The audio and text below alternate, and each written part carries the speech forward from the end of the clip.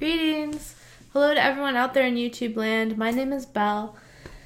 The topic for today is practical mysticism and creative mysticism.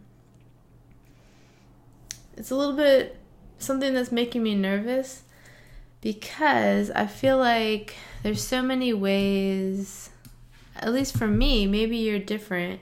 I've never been that much of a rebel. I mean, maybe in some ways, but not overall. I'm not that much of a rebel. So,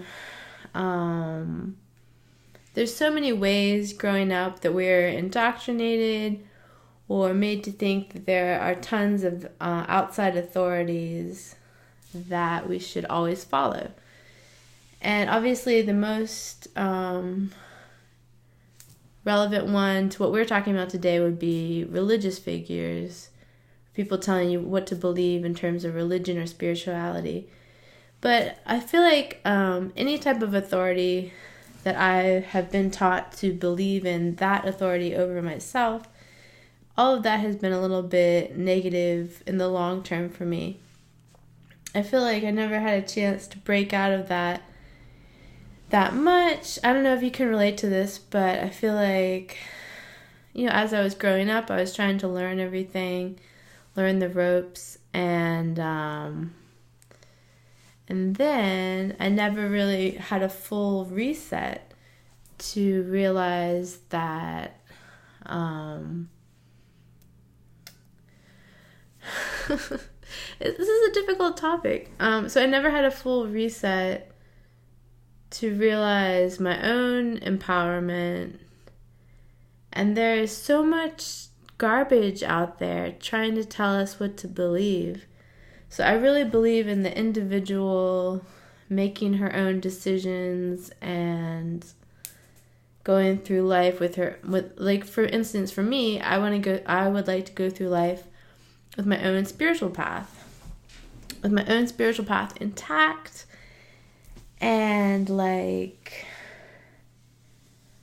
own spiritual path. I don't know. It's just like, okay, I'm kind of getting a little bit lost in my thoughts here. So let me stick to the script a little bit. Okay. So to me, practical mysticism would be something you can use in your daily life. It's going to assist you and support you in finding your way in this universe, finding your way in the world, and helping you create what you want in your life. Creative mysticism, to me, is part of what gives us that sense of wonder about life. And part of creative mysticism, to me, is lucid dreaming. I remember, like, 8 or 9 years ago, when I first started meditating, I didn't think I was meditating that much, and in fact, I was doing mostly guided meditations, which I thought were like not as cool or something as silent meditation. I still kind of feel that way, like it's cheating or something, but it's not necessarily true. So I was meditating. I didn't feel like I was meditating that much. And then all of a sudden, I took a nap one day, and I began having a lucid dream. And this was the first time. So this is when I was in my late 20s, almost about to turn 30. So I had never experienced a lucid dream whatsoever in my life. And it just completely opened up this world of possibilities to me. And it's still something that I'm really interested in, lucid dreaming. And I'd like to even expand on that and do even more dream travel. For instance, I really like books by Robert Moss and William Buhlman and other people who are talking about lucid dreaming, dream travel, and astral travel. So that to me would be creative mysticism, where you're taking your sense of imagination about expanding your consciousness and realizing what can be possible beyond the social constructs and beyond what we consider to be normal in our culture. So those are the two things, practical mysticism and creative mysticism. Okay, so the next point is something that's really relevant to me right now. Maybe you can relate. Okay, so the more and more I believe in a couple different new age or spiritual ideas about like angels and receiving guidance, it's making me too passive. Like, I realize that I'm not taking the steps to create what I really want in my life because I'm just like sitting back, like so passive. And I think that's an issue. Like, I think I want to be really hands-on. Like, I want to create the life I want.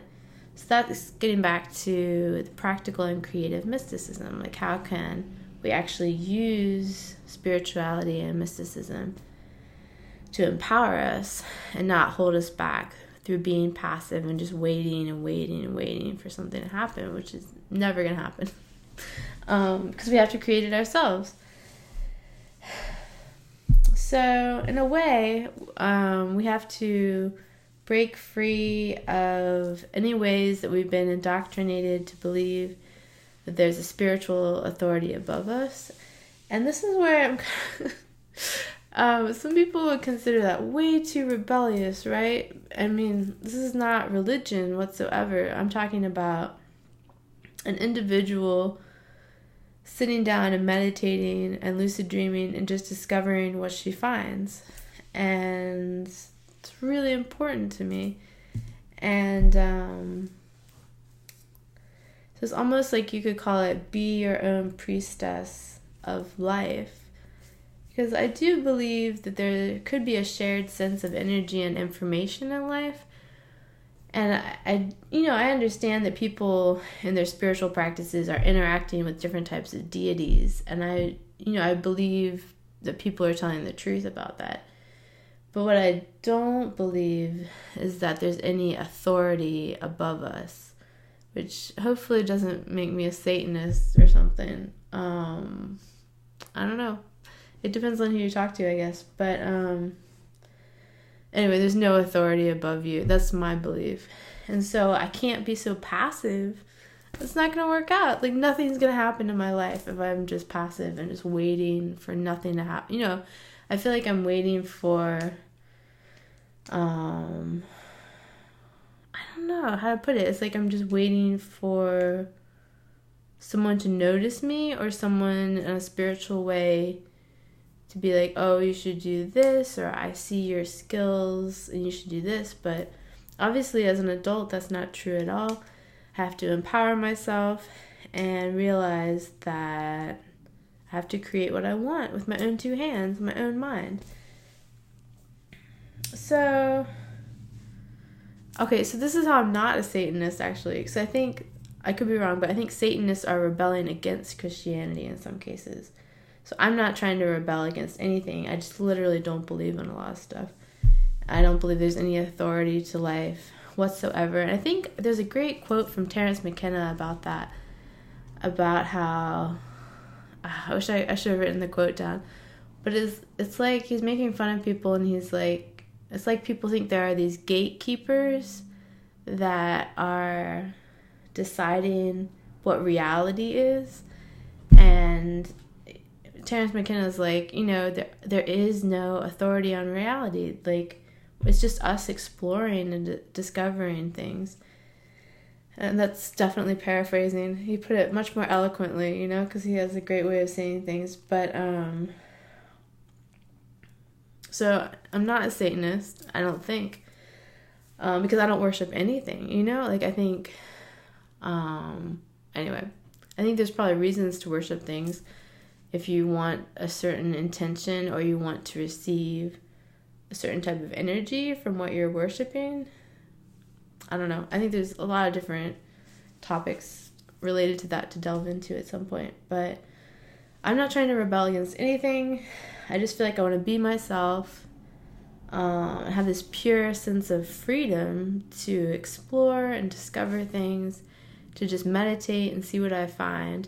And basically have no real expectations, my expectation is that it's going to be awesome, but have no real, try to just keep an open mind and not know what I'll find, because I kind of want the truth about life. I don't want someone else's truth, and I don't want to hear that much about what other people are doing. Like, I'm curious, I can receive inspiration from what other people are doing, but I have to just see for myself through lucid dreaming, meditation, interacting with life in general. And to me, all these ideas are kind of scratching the surface of what practical mysticism and creative mysticism can be, because it's about the individual having unique mystical experiences. Okay, that's all I have to say for today. Thanks for tuning in, and I will see you next time.